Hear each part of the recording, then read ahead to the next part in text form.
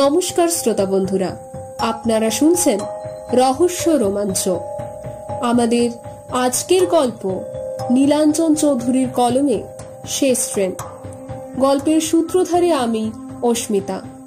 শুরু করতে চলেছি আমাদের আজকের নিবেদন। রাত্রি 11টা। বনগাঁ স্টেশন থেকে সিউড়ি লোকাল ঠিক 5 মিনিট আগে ছেড়ে গেছে। ভেজে প্ল্যাটফর্মে দৌড়াতে দৌড়াতে হাঁপাতে হাঁপাতে এসে দাঁড়ালো সৌভিক ঘোষ।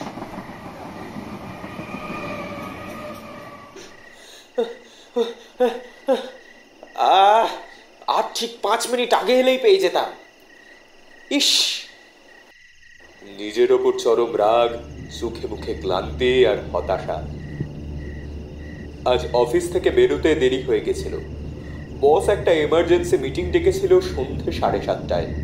গড়িয়া থেকে বনগাঁ প্রায় 3 ঘন্টার জার্নি। এখন আর কোনো ট্রেন নেই। পরেরটা ভোর 4টে। চারিদিকে নিস্তব্ধতা, ঝিমঝিমে বাতি জ্বলছে।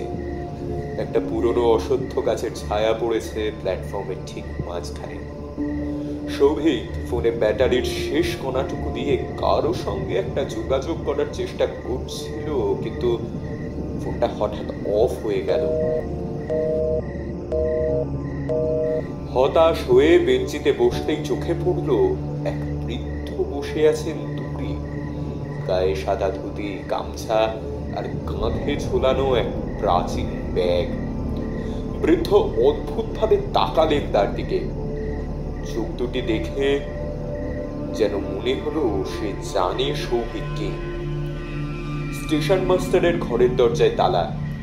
বাইরে বাতাসে একটা অদ্ভুত গন্ধ, ধূপ, পুরনো বইয়ের ধুলোর গন্ধ আর পোড়া চামড়ার মতো কিছু একটা।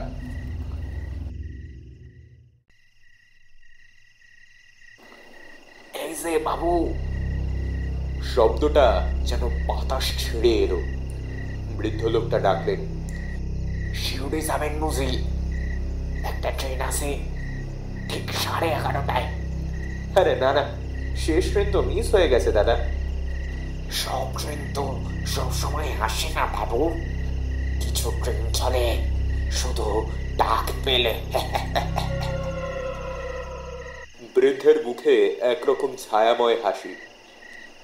সৌভিক প্রথমে ঠাট্টা ভেবেছিল, কিন্তু রাত যেন ধীরে ধীরে ভারী হয়ে উঠছিল। হঠাৎ দূর থেকে শোনা গেল ট্রেনের হুইসেল, আর তার সঙ্গে সঙ্গে ধোঁয়া, কুয়াশা আর এক অদ্ভুত শব্দে প্ল্যাটফর্ম কেঁপে উঠল।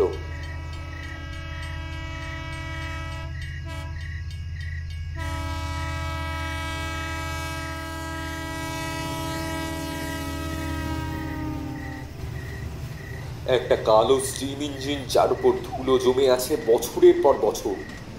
ট্রেনের গায়ে কোনো নাম নেই, শুধু সামনে বড় বড় অক্ষরে লেখা শেষ যাত্রা।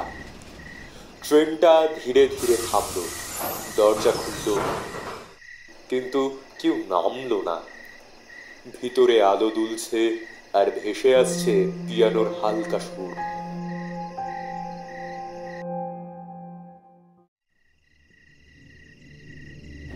কৌতূহলে পা বাড়ালো সৌভিক। ভিতরে ঢুকে সে অবাক হয়ে গেল। সিটগুলো কাঠের, জানলায় আবার লোহার শিক। এক একটা কামরায় অদ্ভুত যাত্রী। কারো মুখ স্পষ্ট নয়, কেউ খালি তাকিয়ে আছে সামনের দিকে, কারো বা চোখ বন্ধ। এক বৃদ্ধা ফিসফিস করে বললেন, এত তাড়াতাড়ি চলে এলেন কেন বাবু? এখনো তো সময় ছিল। মানে আমি কোথায় যাচ্ছি? তোমার যেখানে ডাক এসেছে সেইখানে। কেউ না কেউ ডাকলে এই ট্রেন আসে।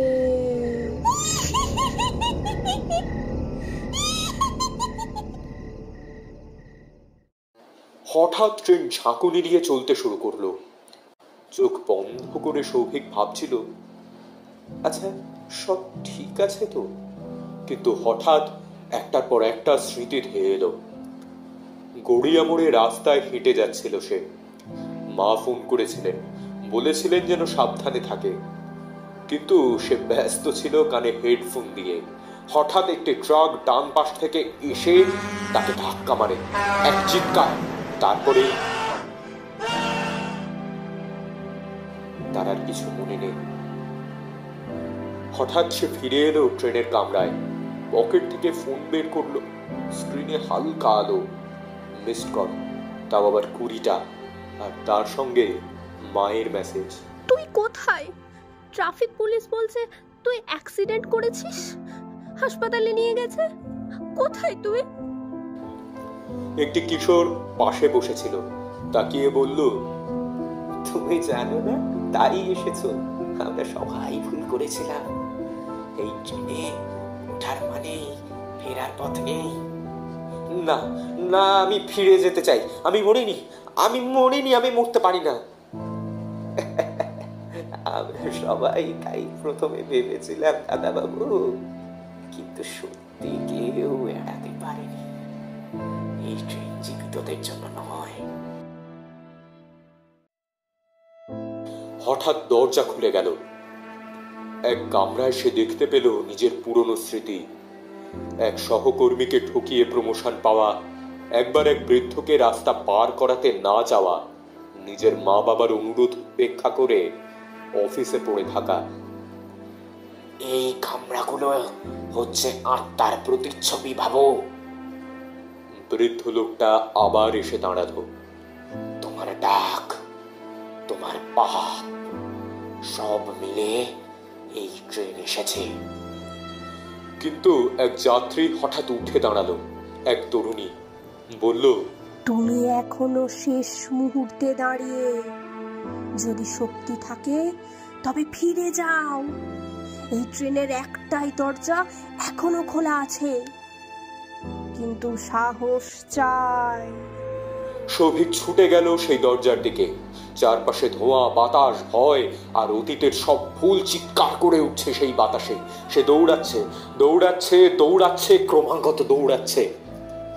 হঠাৎ চারপাশে আলো। চোখ খুলে হাসপাতালের বেডে নিজেকে শুয়ে থাকতে দেখল। পাশে মা বসে কাঁদছেন। ডাক্তার বললেন, আরে আশ্চর্য, ছেলেটা কোমা থেকে ফিরে এলো। অ্যাক্সিডেন্টের পর কিন্তু সত্যিই কোনো আশা ছিল না। সৌভিক কেঁদে ফেলল। সে বেঁচে আছে, আর শেষ ট্রেনের দরজা এখনো বন্ধ হয়নি।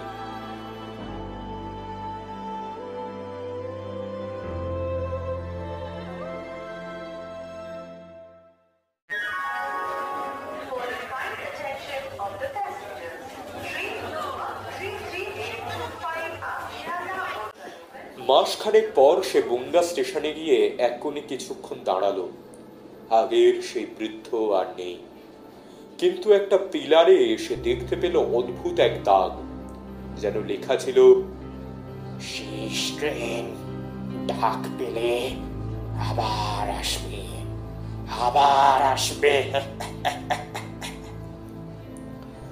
পাশে একটা পুরনো পকেট ঘড়ি পড়েছিল, তাতে ঘড়ির কাঁটা থেমে ঠিক রাত 11:30টায়।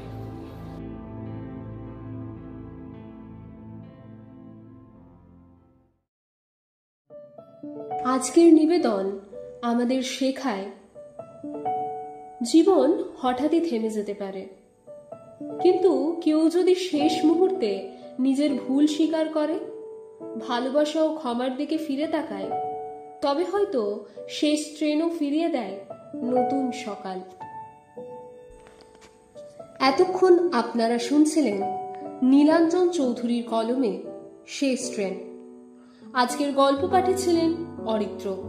গল্পে সৌভিকের চরিত্রে অরিত্র, বৃদ্ধ এবং কিশোরের চরিত্রে অরিত্র। গল্পে সৌভিকের মায়ের চরিত্রে স্নেহা, তরুণীর চরিত্রে স্নেহা। গল্পের আবহ সঙ্গীত এবং শব্দ পরিচালনায় দেবদীপ, স্পেশাল এফেক্টে অরিজিৎ। গল্পের সমগ্র পরিচালনায় এবং পরিকল্পনায় টিম রহস্য রোমাঞ্চ। আপনাদের আজকের গল্পটি যদি ভালো লেগে থাকে তাহলে অবশ্যই লাইক কমেন্ট করবেন। এবং পরবর্তীকালে আমাদের আরও গল্প শোনার জন্য চ্যানেলটি সাবস্ক্রাইব করতে ভুলবেন না। ভালো থাকবেন, সুস্থ থাকবেন। Stay tuned.